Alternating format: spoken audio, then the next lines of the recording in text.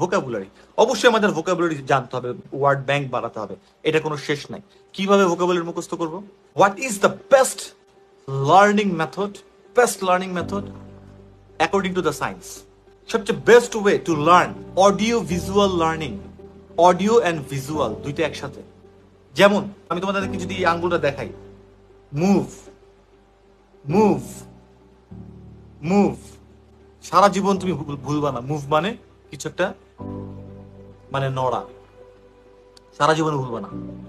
আমি যদি তোমাকে এখন মুভ মানে এখানে ইজিকল টু লিখে দেই যে নড়া, লিখলা, শিখলা, দেখলা, 2 দিন পরে আবার ও মুভ মানে কি জানি, নড়া নড়া নড়া, ও নড়া, হ্যাঁ নড়া, না কি জানি কড়া, না কি জানি সরা, ও নড়া।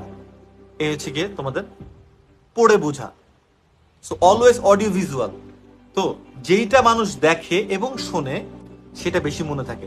এখন ভোকাবুলারি যখন আমরা মুখস্থ করব, তখন আমি আমাদের স্টুডেন্টকে যেটা আমি বলি সেটা হচ্ছে যে ওদেরকে আমি 5টা বই দিই। সেই 5টা বই খুব ইজি এবং খুব মোটিভেশনাল। এই 5টা বই থেকে রিডিং হ্যাবিটটা আমি শুরু করতে বলি সব স্টুডেন্টদেরকে। এই বইটাতে যখন আমি বলি, তখন একটা গল্পের বই যখন পড়ে ইংলিশে, তখন গল্পের বই পড়লে কিন্তু আমরা একটা প্লট তৈরি করি। যেমন হিমু একটা ক্যারেক্টার বা কিছু একটা, যখন আমরা গল্প বই পড়তেছি আমরা কিন্তু ভিজুয়ালাইজ করতে থাকি একটা জিনিস, একটা প্লট, একটা নায়ক এখানে গেল, সে এখানে একটা দেখলো, সে একটা দেখলো, একটা নীল আকাশ, ওই নীল আকাশটা আমরা দেখি, সবকিছু আমরা দেখি কিন্তু ভিজুয়ালাইজ করতেছি। এই ভিজুয়ালাইজেশনটা আমরা নিজেদের ভিজুয়ালাইজ, আমরা নিজেরা প্লট তৈরি করি মাথার ভিতরে।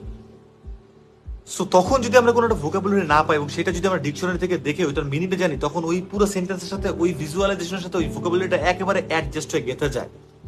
তখন ওটা আমাদের অনেক ভালো মনে থাকে এবং ওই সিচুয়েশন, ওই ভিজুয়ালাইজেশন যেটা আসছে, ওরকম সিচুয়েশন যখন আসে ওই ওয়ার্ডটা দেখবে দুপ করে বের হয়ে গেছে অটোমেটিকলি, তোমার বলাও লাগবে না, আমাদের মুখস্থ করা লাগবে না।